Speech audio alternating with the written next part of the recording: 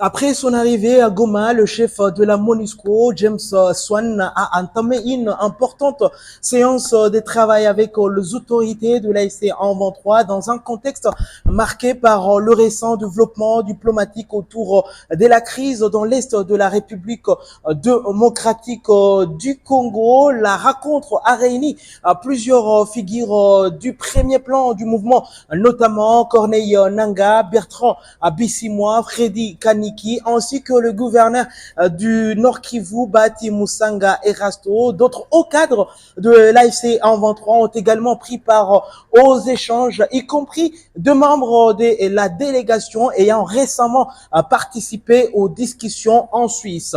Au centre des discussions figuraient les accords signés à Montreux entre l'AFC en 23 et Kinshasa. Les différentes parties ont passé en revue le principal engagement contenu dans cet accord en mettant un accent particulier sur le mécanisme de mise en œuvre et les étapes concrètes à suivre pour leur application sur les terrains, sur suivre de près la situation sécuritaire et humanitaire dans la province d'ici Kivu, précisément à Minembwe. Le coordonnateur politique de l'AFC en 23, Monsieur Corneille Nangaa, est revenu sur le détail de cette rencontre. On va vous laisser suivre ici le coordonnateur politique de l'AFC en 23. Nous avons effectivement eu le privilège de recevoir pour la première fois le nouveau patron de la mission des Nations Unies pour la stabilisation au Congo, donc la MONUSCO, l'ambassadeur James Swan. Il était question de prise de contact, premièrement. Alors, son passage au niveau de Goma lui a permis de présenter les civilités aux autorités qui sont à Goma.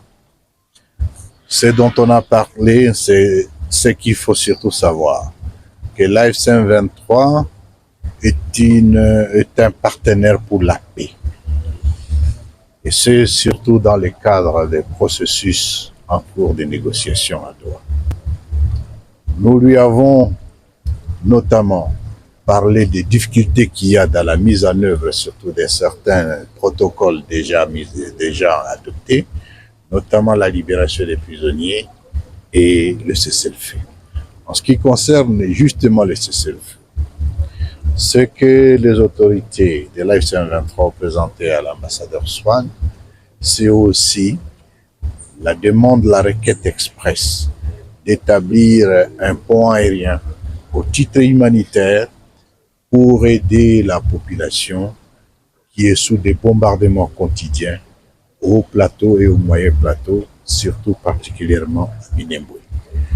Bien entendu, nous avons discuté sur d'autres questions pratiques pour lesquelles nous allons poursuivre des réflexions, d'autant que son séjour est il n'a pas encore quitté les sols de Goma. Nous poursuivons donc les travaux et nous pourrons vous dire les conclusions dès que possible. Dans un climat décrit comme constructif, le participant reconnaît que la réussite de ces accords dépendront de la volonté réelle aussi de Kinshasa. Selon des acteurs, la poursuite de ces échanges pourront continuer même ce samedi 25 avril 2026. Cette rencontre illustre ainsi la poursuite des efforts diplomatiques autour des accords de Montreux, considérés comme une étape importante vers une sortie progressive de la crise. Toutefois, dans un contexte sécuritaire toujours fragile et évolutif dans différentes zones comme à Minembwe, Masisi,